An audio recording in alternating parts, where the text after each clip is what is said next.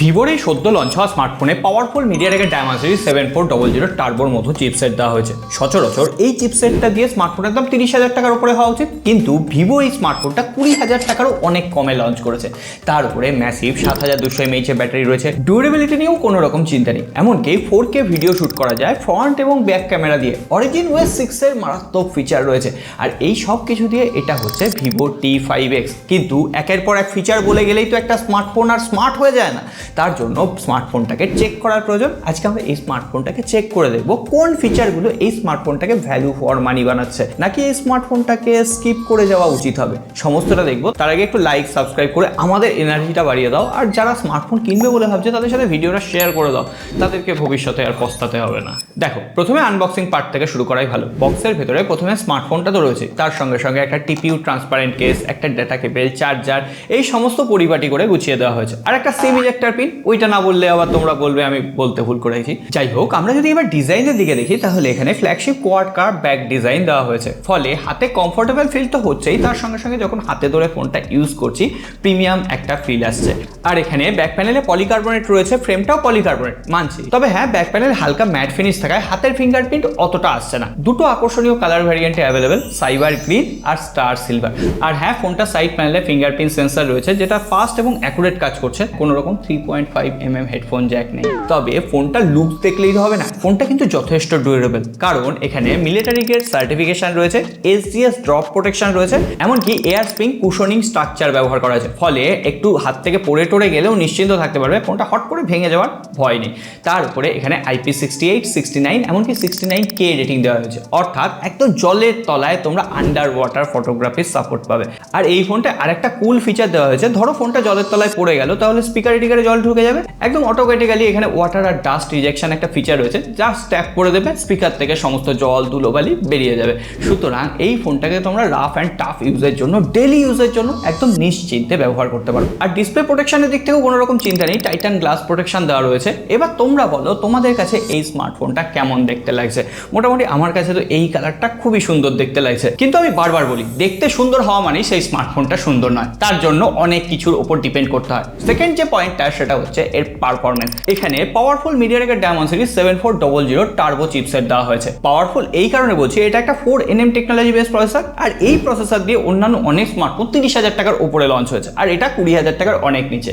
তার উপরে UFS 3.1 storage type রয়েছে, DDR4X RAM রয়েছে। আমরা এখানে AnTuTu বেঞ্চমার্ক টেস্ট করেছি, সেখানে প্রায় 1 মিলিয়নের কাছাকাছি একটা স্কোর এসছে। তার উপরে স্টোরেজ টেস্ট করেছি, সেখানেও যথেষ্ট ভালো স্পিড মেনটেন করতে পারছে। আর এর জন্যই আমরা ডেইলি লাইফে যে সমস্ত অ্যাপ্লিকেশনগুলো আমাদের স্মার্টফোনে রান করি, সোশ্যাল মিডিয়া অ্যাপ্লিকেশন হতে পারে, ব্যাঙ্কিং অ্যাপ্লিকেশন হতে পারে, সেগুলো স্মুথলি হ্যান্ডেল করছে।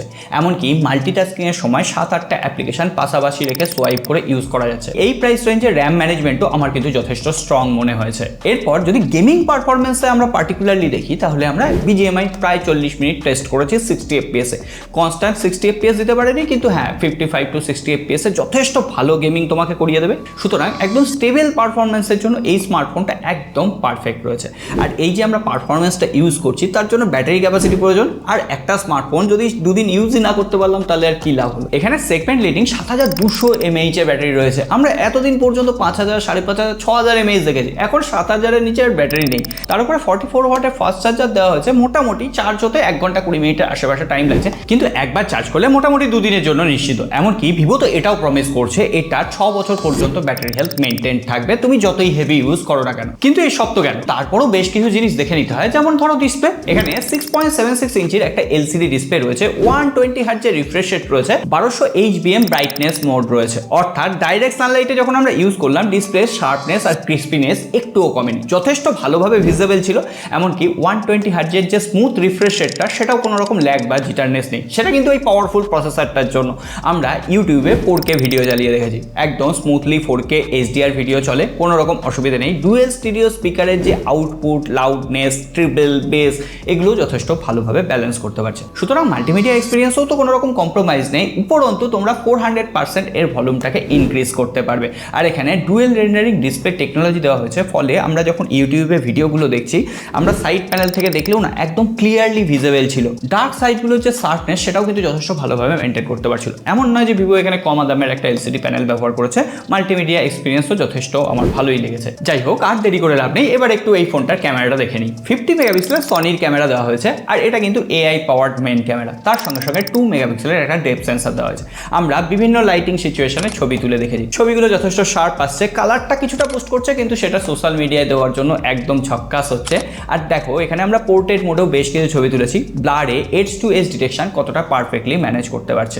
আর কম দামি ফোন হওয়ার পরও, কম দামি কতটা কম দাম আমি বললে তোমরা একদম বিশ্বাস করতে পারবে না। যাই হোক, এখানে নাইট ফটোগ্রাফিতেও দেখো যথেষ্ট শার্পনেস ভালোভাবে রয়েছে। আমরা এদিক ওদিক অনেক ছবি তুলেছি, ছবিগুলো তোমাদের সামনে দিয়ে দিলাম, তোমরা দেখলে একটা ক্লিয়ার আইডিয়া পেয়ে যাবে এর ক্যামেরা আউটপুট কতটা বেটার কাজ করছে। তার উপরে এখানে 2x জুম করেও তোমরা পোর্ট্রেট মোডে ছবি তুলতে পারবে, এটা তো একটা উপরি পাওনা। 4K 30 FPS এ তোমরা ফ্রন্ট আর রেয়ার ক্যামেরা দিয়ে ভিডিও শ্যুট করতে পারবে। এটা ভিডিও ক্যামেরা স্যাম্পল, দেখে বুঝতে পারছো যে স্টেবল ভিডিও ফুটেজ আসছে। মোটামুটি তোমরা যদি কন্টেন্ট ক্রিয়েট করতে চাও, ভালো ভিডিও নিতে চাও, তাহলে ডাইরেক্ট সানলাইটে নিলে কিন্তু যথেষ্ট ভালো আউটপুটও প্রোভাইড করছে। 32 মেগাপিক্সেলের সেলফি ক্যামেরা দিয়ে এই ধরনের সেলফি আসছে।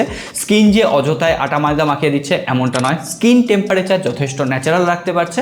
আর ব্লার মোড এমনকি পোর্ট্রেট মোডে H2S ডিরেকশন সেলফি ক্যামেরার ক্ষেত্রেও নিয়ারলি পারফেক্ট ম্যানেজ করতে পারছে। মানে ওভারঅল অলরাউন্ডার একটা স্মার্টফোন, যেখানে ক্যামেরা বেটার থাকবে, ব্যাটারি মেনটেন থাকবে, এমনকি সঙ্গে সঙ্গে ডিসপ্লে, আর তার উপরে পাওয়ারফুল পারফরমেন্স দেবে। তাহলে এই ফোনটাকে নিয়ে যে আমি নিন্দা করবো জোর করে, সে উপায় থাকছে না। কিন্তু এত সব ফিচার দেওয়ার পরও একটা স্মার্টফোনের যদি সফটওয়্যার এক্সপিরিয়েন্স অতটা ভালো না হয়, তাহলে স্মার্টফোনটা পরীক্ষাতে এমনিই ফেল করে যায়। আর এখানে সফটওয়্যার এক্সপিরিয়েন্সের জন্য Vivo out of the box Android 16 ফানটাচ OS 6 এর কাস্টমাইজেশন দিয়েছে, আর 2 বছরের অপারেটিং সিস্টেম, 4 বছরের সিকিউরিটি প্যাচ লেভেল আপডেট দেবে বলেছে, এটাও মেনে নিলাম। কিন্তু এখানে ফিচার যদি আমরা চেক করি, তাহলে ভরে ভরে এআই ফিচার রয়েছে। প্রথমত ডকুমেন্ট স্ক্যান করার জন্য আর স্ক্যানার লাগবে না, তোমরা এখানে ভিভো ডক মাস্টার দিয়ে স্ক্যান করতে পারো, আর সেটা যথেষ্ট ভালো স্ক্যান হচ্ছে। তার উপরে অরিজিন আইল্যান্ডের ফিচার রয়েছে। ধরো তুমি ম্যাপ খুলেছো, বা সুইগিতে খাবার অর্ডার করেছো, বা গান শুনছো, তাহলে জাস্ট তোমরা যখন স্ক্রিন থেকে বেরিয়ে আসবে, অরিজিন আইল্যান্ডের ওখানে অ্যানিমেশন শো করবে, ওই বুঝতেই পারছো। তার সঙ্গে সঙ্গে অরিজিন ওএস এর একদম exclusive feature drag and go feature রয়েছে। ধরো গ্যালারি থেকে কাউকে অনেক কটা ছবি একসাথে পাঠাতে হবে, যা সিলেক্ট করে তোমরা ওই নচের কাছে নিয়ে যাও, ব্যাস তারপরেই দেখবে এখানে সমস্ত অ্যাপ্লিকেশন শো করছে, যেখানে যাকে পাঠাতে হবে সেখানে পাঠিয়ে দাও। খুবই হ্যান্ডি ফিচার। তার উপরে গ্যালারিতে তো ভরে ভরে এআই ফিচার রয়েছেই, এআই ইরেজার রয়েছে, AI USD, AI colour adjustment. তোমার ফোনের ক্যামেরাতে ধরো একটু ছবিটা ডাল এসছে, জাস্ট তোমরা এটাকে শার্পনেস বাড়িয়ে দিতে পারবে, এবং সেটা এআই এর মাধ্যমে যথেষ্ট ভালো কাজ করছে। সো এই হচ্ছে আমাদের ওভারঅল T5X। এবার তোমরা তোমাদের ফিডব্যাকটা কমেন্ট বক্সে লিখে জানাও তো। আমার তো মনে হচ্ছে এই প্রাইস রেঞ্জে এসে, অনেকক্ষণ ধরে এই প্রাইস রেঞ্জ বলছি, এবার প্রাইস রেঞ্জটা বলে দিই। এই ফোনটা 6/128GB বেস ভ্যারিয়েন্টের দাম রাখা হচ্ছে 17,499 টাকা। ও মাই গড, তার উপরে 2000 টাকা তোমরা ডিসকাউন্ট পাবে। নো কস্ট ইএমআই এর অপশনও অ্যাভেলেবেল রয়েছে। আমি একদম কারেন্ট অফার যেগুলো রয়েছে আরও কম দামে কিভাবে কিনতে পারবে সেটার জন্য ডেসক্রিপশন বক্সে লিঙ্ক দিয়ে রেখেছি, সেটা তোমরা একবার চেক আউট করতে পারো। এবার আমার কনক্লুশনে আসি। তোমরা যদি এই প্রাইস রেঞ্জে value for money allrounder smartphone চাও, যেখানে পারফরমেন্স তো বেটার দেবেই, তার সঙ্গে সঙ্গে stable camera, long lasting battery, multimedia experience দুর্ধর্ষ, আর ডুরেবিলিটির দিক থেকে তো কোনো রকম কম্প্রোমাইজ নেই, তাহলে ভিভো T5X আজকের দিনে দাঁড়িয়ে সেরা চয়েস হতে চলেছে। আর তোমাদের জন্য সেরা চয়েস ওই লাইক সাবস্ক্রাইব বাটনটা করে রেখো, তাহলে এই ধরনের এক্সক্লুসিভ রিভিউ সবার আগে তোমাদের কাছে পৌঁছে যাবে। আর ভিডিওটা তাড়াতাড়ি শেয়ার করে দাও বস, না হলে লোকে গিয়ে ভুলভাল স্মার্টফোন কিনে আনবে, তারপরে বুঝতেই পারছো কি হবে।